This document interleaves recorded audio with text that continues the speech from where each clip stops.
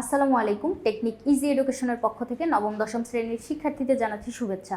আজকের পর্বে আমরা অনুশীলনীর যে নমুনা সৃজনশীলটা আছে ওইটা নিয়ে তোমাদের সাথে আলোচনা করব। কি বলছে দেখো তো উদ্দীপকে, বেশ কিছুদিন ধরে সুমনের শরীর ফুলে গেছে, তার কোমরের পেছনের দিকে ব্যথা করছে এবং প্রস্রাবে জ্বালা পোড়া হচ্ছে। এই অবস্থায় ডাক্তারের শরণাপন্ন হলে তিনি পরীক্ষা নিরীক্ষার পর বললেন তার প্রস্রাব উৎপাদনের যে অঙ্গটা ওইটা অকেজো হয়ে গেছে। তাহলে মূত্র তৈরির যে অঙ্গ ওটা আমরা কি বুঝতে পারতেছি, এটা হচ্ছে বৃক্ক। বৃক্ক হচ্ছে আমাদের মূত্র তৈরি করে। তাহলে এই অঙ্গটা কি হইলো, অকেজো হয়ে গেছে। তিনি সমস্যা সমাধানে এমন একটি পদ্ধতির কথা বললেন যেখানে বিশেষ উপায়ে রক্ত থেকে ক্ষতিকর বর্জ্য পদার্থ আলাদা করা হয়। এরকম একটা উপায়ের কথা বলছে যে একটা বিশেষ পদ্ধতিতে আমরা রক্ত থেকে ক্ষতিকর পদার্থ আলাদা করতে পারি। বৃক্ক তো মেনলি এই কাজটাই করে। এখন বৃক্ক যদি অকেজো হয়ে যায় সেক্ষেত্রে এই কাজটা কে করবে? আমাদেরকে বাইরে থেকে কৃত্রিম উপায়ে এই কাজটা করানো লাগবে। ডাক্তার সুমনকে আরও একটি বিকল্প চিকিৎসা পদ্ধতির কথা বললেন যেখানে অন্য ব্যক্তির নিকট থেকে অঙ্গটি সংগ্রহ করতে হয়। তার মানে তুমি চাইলে অন্য কারো কাছ থেকে বৃক্ক নিয়ে বা কিডনি ট্রান্সপ্লান্ট যেটা আমরা বলি, মানে অস্ত্রোপচারের মাধ্যমে অন্য কারো একটা কিডনি তোমার দেহে এনে প্রতিস্থাপন করতে পারো। অথবা প্রথম যে পদ্ধতিটা বললো ওইটা হচ্ছে আমাদের ডায়ালাইসিস, একটা বিশেষ বৈজ্ঞানিক পদ্ধতি যেখানে আমরা মেশিন ব্যবহার করে রক্ত পরিষ্কার করার কাজ করি। তাহলে আমরা উদ্দীপকটা বুঝতে পারলাম যে সুমনের কি হয়েছে, কিডনি ডিজিজ হয়েছে। কিডনি ডিজিজ হইলে মেনলি তোমার এই যে শরীরটা ফুলে যাও, হাত আর পায়ে পানি চলে আসে। তোমাদের ফ্যামিলিতে যদি কারো কিডনি ডিজিজ থাকে সেক্ষেত্রে তুমি এটা দেখতে পাবো যে হাত পা অনেক বেশি ফুলে যায়। ফুলে গেলে কী হবে, তুমি যদি এভাবে চাপ দাও ওই জায়গাটা একদম ডেবে থাকবে এবং কিছুক্ষণ পর পানি এসে আবার ভরে যাবে। এই যে শরীর ফুলে যাওয়া এটা আমরা কিডনি ডিজিজের ক্ষেত্রে দেখতে পাই। এবং কোমরের পিছে ব্যথা যেহেতু বলতেছে, আমাদের মেরুদণ্ডের দুই পাশে পৃষ্ঠ সংলগ্ন অঞ্চলে দুইটা কিডনি অবস্থান করে। তাহলে এই যে পিঠে ব্যথা হচ্ছে বললো, মানে কোমরের পেছনে পিঠে ব্যথা, সেক্ষেত্রে আমরা এটা কি বুঝতে পারলাম, তার কিন্তু কিডনিতে সমস্যা। তাহলে উদ্দীপকটা বুঝতে পারার পরে ক নাম্বারটা দেখো তো কি বলছে, রেচনতন্ত্র কাকে বলে। এখন অনেকগুলো অঙ্গ একসাথে যখন একই কাজ করে তখন ওইটাকে আমরা তন্ত্র বলি। তাহলে দেখো তো এখানে কি কি আছে, কিডনি, একজোড়া কিডনি। এই যে একজোড়া কিডনি, এখান থেকে কি বের হবে, দুইটা ইউরেটার বের হবে। এই ইউরেটারগুলো কোথায় যায় মিলিত হবে, এটা হচ্ছে মূত্রথলিতে আসবে। এই যে মূত্রথলি, নিচে দিয়ে আছে আমার ইউরেথ্রা। তাহলে একজোড়া কিডনি, একজোড়া ইউরেটার, একটি মূত্রথলি এবং একটি ইউরেথ্রা, এই সবগুলা অঙ্গ কি কাজ করতেছে বলো তো?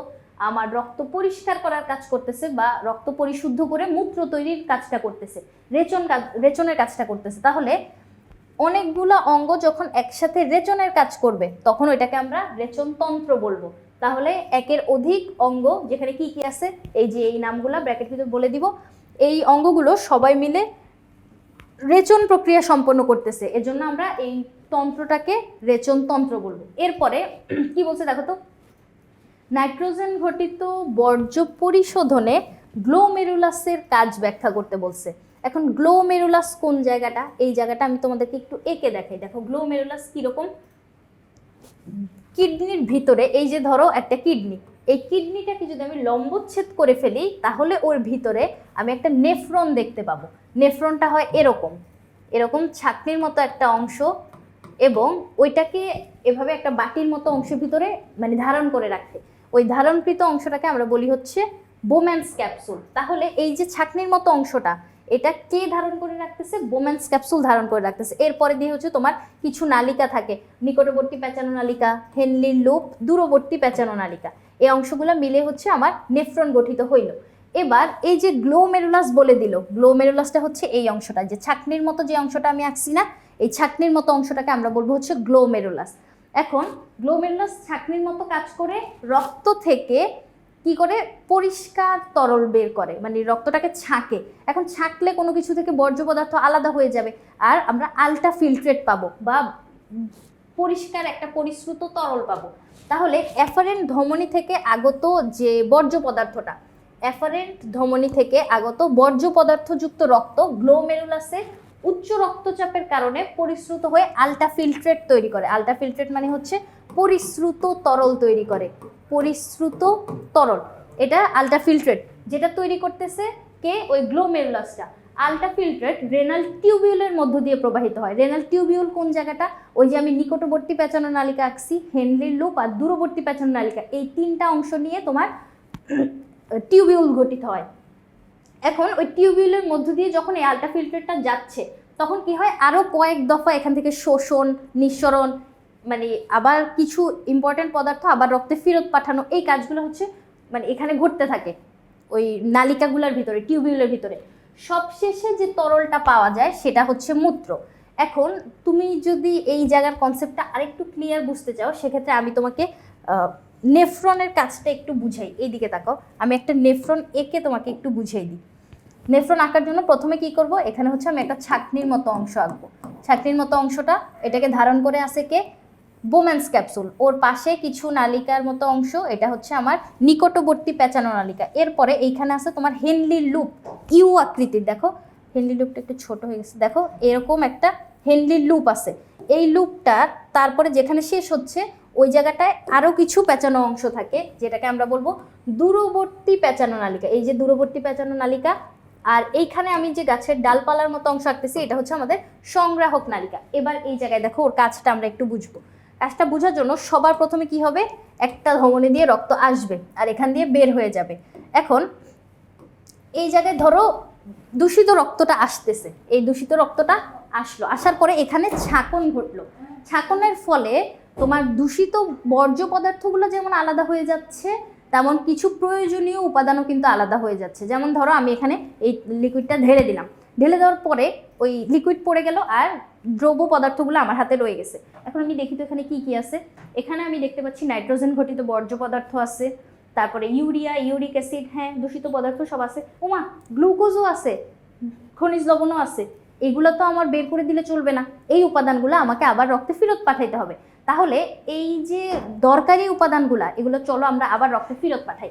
গ্লোমেরুলাস থেকে এই জায়গায় তোমার হচ্ছে বোম্যান্স ক্যাপসুলে চলে আসবে এই উপাদানগুলো। যে উপাদানগুলো ছেঁকে আলাদা হইলো ওগুলো সব তোমার বোম্যান্স ক্যাপসুলে চলে আসলো। বোম্যান্স ক্যাপসুলের পরে এই যে নিকটবর্তী পেঁচানো নালিকাটা তুমি দেখতেছো, এই পেঁচানো নালিকা দিয়ে গ্লুকোজ এবং খনিজ লবণ পুনরায় রক্তে ফেরত পাঠিয়ে দিবে। এই জায়গাটায় কি হবে, গ্লুকোজ এবং খনিজ লবণ পুনরায় রক্তে ফেরত পাঠিয়ে দেবে, কারণ এগুলো তো আমরা মূত্রের মাধ্যমে বের করে দিতে পারি না, এগুলো তো দরকারি। এরপরে এই যে হেনলির লুপটা, এই হেনলির লুপ বিজ্ঞানী হেনলি আবিষ্কার করছে, যেখান দিয়ে অতিরিক্ত পানি আবার রক্তে ফেরত পাঠাবে, মানে কোষের ভিতর দিয়ে দিবে অতিরিক্ত পানিগুলা, তাহলে পানি আবার চলে আসবে। এরপরে দূরবর্তী পেঁচানো নালিকাটা দেখতেছো, এইখানে তোমার আর যদি কোনো প্রয়োজনীয় উপাদান থেকে যায় ওই প্রয়োজনীয় উপাদানগুলো আমরা রক্তে ফেরত পাঠিয়ে দিব। তাহলে বাই চান্স যদি কোনো প্রয়োজনীয় অতিরিক্ত আর উপাদান রয়ে যায়, অতিরিক্ত প্রয়োজনীয় উপাদান যদি রয়ে যায় সেগুলো আমরা আবার রক্তে ফেরত পাঠিয়ে দিব। পাঠিয়ে দিলাম সবগুলো উপাদান। এবার কি আছে দেখি তো, এবার সব বর্জ্য পদার্থ আছে, এগুলো আমি এখন ফেলে দিতে পারি। এগুলা এই যে সংগ্রাহক নালিকা দিয়ে চলে যাবে কোথায়, একদম ইউরেটার দিয়ে তোমার মূত্রথলিতে চলে যাবে। তাহলে এই যে কাজটা, আচ্ছা এখানে আরেকটা কথা, ওরা যে আমি যে বলতেছি ওরা রক্তে ফেরত পাঠাবে, গ্লুকোজ খনিজ লবণ যে রক্তে ফেরত পাঠিয়ে দিবে, যে গ্লুকোজ খনিজ লবণ রক্তে ফেরত পাঠিয়ে দিচ্ছে, ফেরত পাঠানোর জন্য মানে এটা কি এমনিতে কোষে দিয়ে দিবে, কোথায় দিয়ে দিচ্ছে, এটা এই নালিটাতে দিবে। এই নালিটা এখান দিয়ে ঘুরে তোমার এটার সাথে এভাবে পেঁচাবে, পেঁচাইতে পেঁচাইতে তখন কি হবে, তখন ওই যে ফেরত পাঠাচ্ছে না এই নালি ভিতরে, এই নালিটা তখন প্রবেশ করে নিচ্ছে। এই যে নালিটা এখানে তোমার গ্লুকোজগুলোকে দিয়ে দিচ্ছে, অতিরিক্ত পানি দিয়ে দিচ্ছে, প্রয়োজনীয় উপাদানগুলো দিয়ে দিচ্ছে, তখন যায় হচ্ছে তোমার রক্তে প্রয়োজনীয় উপাদান চলে আসলো আর বর্জ্য পদার্থগুলো আলাদা হয়ে গেলো। এইটা হচ্ছে মেইনলি আমাদের কাজটা। তাহলে আশা করি এই জায়গাটা এবার রিডিং করলে তোমরা বুঝতে পারবা। এরপরে চলো আমরা গ নাম্বারটায় যাই। কি বলছে, সুমনের অকেজ অঙ্গটির স্বাভাবিক গঠনের লম্বচ্ছেদ, তার মানে কিডনির লম্বচ্ছেদ চিত্র আঁকতে বলছে। চলো আমরা আঁকি, কিডনি আঁকবো। চলো, কিডনি দেখতে শিমের বিচি আকৃতির, তাই না? শিমের বিচির মতো দেখতে। কিরকম হবে, এই রকম শিমের বিচি আকৃতির হইল। এবার এই কিডনিকে লম্বচ্ছেদ যখন আমি করব, এই জায়গায় কিছু পিরামিডের মতো অংশ দেখা যায়, দেখো এই অংশগুলো না। এরপরে এখানে তোমার পিরামিডের মতো এই অংশগুলো আমি দেখতে পাচ্ছি, এগুলাকে আমরা বলবো রেনাল পিরামিড। এবার কিডনির বাইরে যে আবরণটা, এটাকে আমরা বলবো হচ্ছে রেনাল ক্যাপসুল। আর এখানে একটা ইউরেটার বের হয়, ইউরেটারে এখানে একটা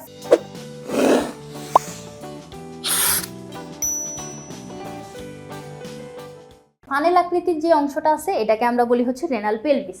তাহলে চলো এবার চিহ্নিত করি, আর কিন্তু কিছু নাই, এতটুকুই, কত সহজ না চিত্রটা। তাহলে এই যে কিডনির চিত্রটা উপরের দিকে আরেকটু চাপতে হবে, এই রকম। তাহলে এই যে চিত্রটা, এখন আমরা চলো ওকে চিহ্নিতকরণ করি। কি হবে, এইখানে ভিতরে তোমার চিকন চিকন সুতার মতো অনেকগুলা নেফ্রন থাকবে, অনেকগুলা নেফ্রন মিলে এই একটা পিরামিড তৈরি হয়। আবার এখানে অনেকগুলা লক্ষ লক্ষ 10 থেকে 12 লক্ষ এরকম নেফ্রন থাকে, 8 থেকে 12 লক্ষ হচ্ছে তোমার নেফ্রন থাকে, আবার 10 থেকে 12টা তোমার রেনাল পিরামিড থাকে, এরকম মানে অনেকগুলা নেফ্রন মিলে একটা পিরামিড তৈরি হয়। তারপরে আমরা কি করব, এখন ওকে চিহ্নিতকরণ করব। সবার বাইরের দিকে দেখো এই যে অংশটা, এটাকে আমরা কি বলবো, ক্যাপসুল বলবো, renal capsule. Renal capsule, capsule হচ্ছে বাইরের আবরণটা, কেমন। এরপরে তুমি ভিতরে দেখো তো এই যে পিরামিডের মতো অংশটা, এই পুরাটাকে আমরা কি বলবো, renal pyramid. Renal pyramid, pyramid. Kidney related সব কিছুকে আমরা রেনাল নামকরণ করি। তারপরে এইখান থেকে শুরু করে মানে তোমার ভিতরের যে অংশগুলো, এখান থেকে শুরু করে এই পর্যন্ত এই জায়গাটাকে আমরা বলবো হচ্ছে মেডুলা। মেডুলা অঞ্চল বলবো, মেডুলা। এরপরে এই পিরামিড যেখানে শেষ ওখান থেকে তোমার ক্যাপসুল পর্যন্ত, ক্যাপসুল পর্যন্ত এই অংশটাকে আমরা বলবো হচ্ছে কর্টেক্স। কর্টেক্স। এরপরে আসো এর ভিতরে কি থাকে, এখানে ভিতরে আমাদের নেফ্রন থাকে, যেটা একটু আগে আমি বড় করে একে বুঝাইছিলাম না, এরকম নেফ্রন নিয়ে হচ্ছে তোমার পিরামিড গঠিত হয়। তাহলে এই জায়গায় আমরা নেফ্রনটাকে চিহ্নিত করতে পারি, নেফ্রন। এইটা কি, ইউরেটার। ইউরেটার, ইউরেটারের ফানেল আকৃতির অংশটা কি, পেলভিস। আচ্ছা, আর কিছু চিহ্নিতকরণ করা লাগবে না, এখানে আমাদের এই কয়টা জিনিসই সহজ। কিন্তু দেখো এই যে মানব বৃক্ক, তাহলে অবশ্যই চিত্রের নাম দিতে হবে, চিত্রের নাম না দিলে কিন্তু চিত্রে জিরো। তাহলে এটা কি হইলো, বৃক্ক, যার লম্বচ্ছেদ আমি করলাম, লম্বচ্ছেদ, বৃক্কের একটা লম্বচ্ছেদ চিত্র। তাহলে এখানে কি হচ্ছে, এই নেফ্রনগুলো মূত্র তৈরি করতেছে, ওগুলা কোথায় পাঠাচ্ছে দেখো, এই পেলভিস অংশটাতে পাঠাচ্ছে। এই পেলভিসের ভিতর দিয়ে, ইউরেটারের ভিতর দিয়ে মূত্রথলিতে যায় জমা হবে। মূত্রথলিতে একটা নির্দিষ্ট পরিমাণ মূত্র জমা থাকার পরে আমাদের যখন মূত্রত্যাগের ইচ্ছা জাগবে, তখন ওই দূষিত পদার্থগুলো মূত্রের মাধ্যমে দেহ থেকে বের হয়ে যাবে। তাহলে দেখো কি বলছে, যে সুমনার অকেজ অঙ্গটি স্বাভাবিক গঠনের লম্বচ্ছেদের চিত্র আঁকতে বলছে, চিহ্নিত চিত্র আঁকতে বলছে। তাহলে আমরা চিত্রটা আঁকলাম। এরপরে দেখো ঘ নাম্বার প্রশ্নটা দেখো, ডাক্তারের উল্লেখিত চিকিৎসা পদ্ধতি দুইটির কার্যগত ভিন্নতা বিশ্লেষণ করতে বলছে। এখন ডাক্তার যে পরামর্শ দুইটা দিচ্ছে, প্রথমে কি ছিল তোমার হচ্ছে কৃত্রিম উপায়ে রক্ত পরিষ্কার করতে বলছিল, এরকম একটা পদ্ধতি। আর 2 নম্বর পদ্ধতিটা হচ্ছে অন্য কারো কাছ থেকে কিডনি নিয়ে যাতে আমরা মানে ট্রান্সপ্লান্ট করতে পারি। সেক্ষেত্রে এই যে প্রক্রিয়াটা আমরা প্রথমে দেখতে পাইলাম, ওইটা হচ্ছে ডায়ালাইসিস। ডায়ালাইসিস প্রক্রিয়াটা, এটা হচ্ছে তোমার একটা ব্যয়বহুল এবং সময় সাপেক্ষ একটা প্রক্রিয়া, যেখানে কি হয়, মানুষের হাতের যে ধমনী থাকে, ওই ধমনী থেকে তোমার হচ্ছে রক্তনালিকা মানে ধমনীর গাত্র থেকে একটা নালী যুক্ত করা হয়, যেখানে এই যে অংশটা, এটা কি করবে, আস্তে আস্তে করে তোমার বডি থেকে বা তোমার হাতের মাধ্যমে বডির সবগুলো রক্ত বের করে নিয়ে আসবে। এখন এই যে রক্তগুলো বের করে নিয়ে আসতেছে, ওইটা এই নালীর ভিতর দিয়ে এভাবে চলতে থাকবে। এখন এই নালীর ভিতর দিয়ে যখন চলতেছে, এটা কিন্তু যেন তেন নালী না, এই নালীটা একটা বৈষম্যভেদ্য নালী, যেখানে ভিতর দিয়ে, যেটা একটা মেশিনের ভিতর দিয়ে যাচ্ছে। দেখো এই যে মেশিনটা, এটাকে আমরা বলবো ডায়ালাইসিস মেশিন। এই মেশিনের ভিতর দিয়ে যখন রক্তনালীগুলো চলতেছে, তখন আবার আমরা কি করব, এটা এনে ওর শিরা দিয়ে প্রবেশ করাই দিব। তাহলে ধমনী দিয়ে বের করলাম, এখান দিয়ে রক্তটা কি হবে, এই দিকে তোমার ফ্লো করবে। রক্তটা যখন এই দিক দিয়ে যাচ্ছে, দেখো এই পথ দিয়ে যখন রক্তটা চলতে থাকবে, তখন এই জায়গায় আমাদের কাছে একটা ফ্লুইড আছে। এই ফ্লুইডটার নাম হচ্ছে ডায়ালাইসিস ফ্লুইড। এই ফ্লুইডে কিছু প্রয়োজনীয় উপাদান আমরা এখানে মিক্স করে রেখে দিছি। তখন এই মেশিনটা কি করবে, এই উপাদানগুলোকে টেনে উপরের দিকে নিবে। এই যে উপাদানগুলোকে নিয়ে রক্তের ভিতর প্রবেশ করাই দিবে। আমরা কি জানি, গ্লুকোজ, খনিজ লবণ, এগুলো রক্তে প্রয়োজন। তাহলে এই যে ডায়ালাইসিস ফ্লুইডগুলো, এগুলো কি করবে, রক্তে প্রবেশ করবে। কিভাবে প্রবেশ করতেছে, এইটা তো একটা নালীর ভিতর দিয়ে রক্ত যাচ্ছে। এই নালীটা হচ্ছে তোমার বৈষম্যভেদ্য, কিছু পদার্থ আসতে পারে, কিছু পদার্থ যাইতে পারে। এখন আবার এই দিক থেকে কি হবে, তোমার বর্জ্য পদার্থগুলো পৃথক হয়ে যাবে। এই বর্জ্য পদার্থগুলা এরকম করে তোমার মেশিন থেকে বের হয়ে যাবে। তাহলে দেখো এই বর্জ্য পদার্থগুলো বের হয়ে যাচ্ছে, আমরা ওকে একটা পাত্রের ভিতর নিলাম। তাহলে ওই যে বর্জ্য পদার্থগুলো বের হচ্ছে, এগুলোই হচ্ছে আমাদের নাইট্রোজেন ঘটিত বর্জ্য পদার্থ। আর এইখান পর্যন্ত দেখো রক্তটা যখন এখান দিয়ে চলতেছে, এই যে চলতে চলতে যখন একদম শেষে চলে আসবে, দেখো এই জায়গায় যখন বের হচ্ছে, এইখানে রক্তটা একদম পরিষ্কার না, প্রয়োজনীয় সব উপাদান এর ভিতরে আমরা দিয়ে দিছি, বর্জ্য পদার্থগুলো বের করে ফেলছি। তাহলে এই যে উপাদানগুলা বা এখানে দিলাম, এখন রক্তটা যে এখান দিয়ে যাচ্ছে এটা হচ্ছে একদম পরিশুদ্ধ রক্ত, এটা আমরা দেহে আবার ফেরত পাঠিয়ে দিলাম। তাহলে যে কৃত্রিম উপায়ে আমি যেভাবে রক্ত পরিষ্কার করার কাজটা করতেছি, এটা হচ্ছে আমাদের ডায়ালাইসিস প্রক্রিয়া। এছাড়াও আরেকটা প্রক্রিয়া আছে, ওটা হচ্ছে কি করব আমরা, অস্ত্রোপচার করার মাধ্যমে। অস্ত্রোপচার করব, তার মানে কোনো একজনের কিডনি খুলে নিয়ে এসে আরেকজনের দেহে দিয়ে দিব। এখন যার তারটা তো খুলে আনা যাবে না, এখানে আমাদের কিছু ক্রাইটেরিয়া আছে। ক্রাইটেরিয়াগুলো কীরকম, অবশ্যই তোমার টিস্যু ম্যাচ করা লাগবে। যার থেকে আমরা কিডনিটা নিব তার সাথে অবশ্যই টিস্যু ম্যাচ করা লাগবে। এবং এই যে প্রতিস্থাপনের ক্ষেত্রে আমরা দেখতে পাই হচ্ছে টিস্যু ম্যাচ মেইনলি তোমার নিকট আত্মীয়দের সাথে হয়। নিকট আত্মীয় যেমন মানে পরিবারের কাছের যে সম্পর্কগুলো, যেমন দেখো বাবা মা ভাই বোন মামা খালা, এই যে আত্মীয়গুলো, ওদের ক্ষেত্রে আমরা টিস্যু ম্যাচ করতে দেখি। অথবা তুমি মৃত কোনো ব্যক্তির কাছ থেকে নিতে পারো। সেক্ষেত্রে মৃত দেহটা যাতে মানে অনেকদিন আগের না হয়, মানে অনেকদিন আগে হলে তো তোমার অর্গানসগুলো পচে যাইতে থাকবে। সেক্ষেত্রে ব্রেন ডেথ একটা কথা আছে, ব্রেন ডেথ ব্যক্তিদের ক্ষেত্রে আমরা এই কিডনিটা নিতে পারি। কি জন্য? কারণ এই ক্ষেত্রে ব্রেন ডেথ কি হয়, মানে ওর হচ্ছে জ্ঞান থাকে না, মানে তোমার শরীরের অন্যান্য অর্গানগুলো জীবিত থাকে, যেমন হার্ট এবং ফুসফুস, এগুলো হচ্ছে কাজ করতে থাকে, নিঃশ্বাস প্রশ্বাস চলতে থাকে, কিন্তু ওই যে চিন্তা চেতনা মানে কাইন্ড অফ প্যারালাইজ হয়ে থাকে আর কি। সেক্ষেত্রে এই যে ব্রেন ডেথ মানুষগুলো, মৃত ব্যক্তি বা ব্রেন ডেথ, ওদের ক্ষেত্রে বা মানে কখনো জ্ঞান ফিরবে না, এরকম মানুষদের ক্ষেত্রে আমরা অঙ্গ প্রত্যঙ্গ নিয়ে নিতে পারি। কারণ তার তো আর কখনো জ্ঞান ফিরবে না, তার দেহ থেকে এটা মানে থাকার চেয়ে কোনো একজনের উপকারে আসাটা ভালো। সেক্ষেত্রে আমরা মরণোত্তর চক্ষু দানও কিন্তু জানি, যে আমি মরে গেলে আমার চক্ষুটাও তাকে দান করে দিব, এরকম কথাবার্তাও কিন্তু আমরা শুনছি। তাহলে এইটা কিন্তু মানে একটা ভালো কাজ, কারণ তুমি মরে যাচ্ছ, তোমার তো এই চোখটা মাটির নিচে যাওয়ার পরে বিয়োজক পদার্থগুলো মানে বিয়োজকের আক্রমণে নষ্ট হয়ে যাবে। তুমি যদি কাউকে দিয়ে যেতে পারো, মানে তোমার জন্য যদি কারো ভালো হয়, সেক্ষেত্রে তো উপকার হইলো। তাহলে এই যে টিস্যু ম্যাচ করলে আমরা একজনের কিডনি আরেকজনের দেহে প্রতিস্থাপন করতে পারি, এইটা গেল একটা প্রক্রিয়া। আরেকটা হচ্ছে ডায়ালাইসিস। ডায়ালাইসিস কিন্তু অনেক ব্যয়বহুল আর সময় সাপেক্ষ। দেখো ব্যয়বহুল আর সময় সাপেক্ষ ওয়ার্ড দুইটা যদি বলে দেয়, সেক্ষেত্রে বুঝবা যে ডায়ালাইসিস বুঝাইছে কৃত্রিম উপায়ে রক্ত পরিষ্কার করার প্রক্রিয়া। আর এটা কি হইলো, এটা হচ্ছে অপারেশনের মাধ্যমে আরেকটা কিডনি এনে বসায় দেওয়ার প্রক্রিয়া। তাহলে এই দুইটা প্রক্রিয়া নিয়েই হচ্ছে উদ্দীপকের যে ডাক্তার ছিল উনি কথা বলছিল, মানে উনি এইরকম দুইটা পদ্ধতির কথা বলছিল যে কিভাবে কিডনি বিকল হইলে মানে কি করা যাবে। সেক্ষেত্রে এই দুইটা পদ্ধতি আমরা এভাবে মানে দুইটা প্যারা করে লিখবো। একটা প্যারায় তোমার ডায়ালাইসিস থাকবে, আরেকটা প্যারায় থাকবে হচ্ছে তোমার এই প্রতিস্থাপনটা। এখন ডায়ালাইসিস যদি বলে, সেক্ষেত্রে ওই চিত্রটা আঁকার চেষ্টা করো, যে আমি এখানে যে চিত্রটা আঁকলাম এই চিত্রটা এঁকে দিতে পারলে মানে ডায়ালাইসিস প্রক্রিয়াটায় নাম্বার কাটার কোনো চান্স থাকে না। সেক্ষেত্রে অনেক সময় দেখি আমরা টিচাররা যে শুধু বর্ণনা লিখলে বা শুধু চিত্র দিলে হচ্ছে স্যাটিসফাই হয় না। সেক্ষেত্রে চিত্র আর বর্ণনা দুইটা একসাথে দিও, তাহলে আশা করি হচ্ছে নাম্বার কাটতে পারবে না। তাহলে এই প্রশ্নটা তো এই পর্যন্তই, আশা করি বুঝাইতে পারছি। পরবর্তী পর্ব দেখার আমন্ত্রণ রইল। ধন্যবাদ সবাইকে।